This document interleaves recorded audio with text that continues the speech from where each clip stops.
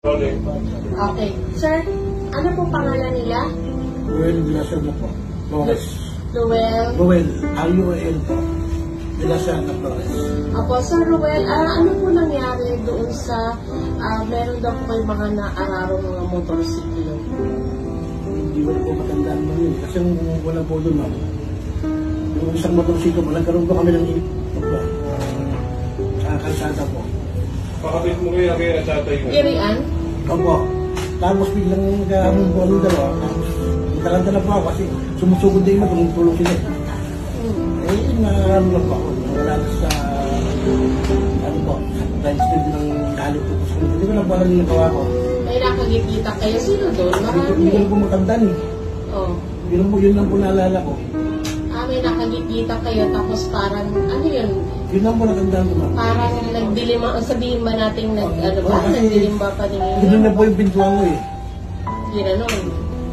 Lalabdo ko. Tapos yung Nakamotor mo? Oo, tapos yung side mirror ko, tinulak niya. Mm-hmm. Ayun nga lang po, siyempre, banti na po yung tiro ko. Tapos, galit ko, yun yung ginawa ko sa kanya. Sabi po ng mga driver, 2 beses daw kayo Hindi ko bumalik. na po alam, natatranta ko dun. Sa dami na umahabol sa akin nun eh. Yun lang pong nalaman ko. Totoo po ba yung binangga nyo na and then bumalik pa kayo, binangga nyo ulit? Hindi ko bang matandaan eh. Hindi nyo matandaan? Oo. Pero hindi mo nakainom, sir? Hindi po. Oo. Drug, sir? Hindi po. So, parang maggalit lang kayo. Ganun ba ho yun? Oo.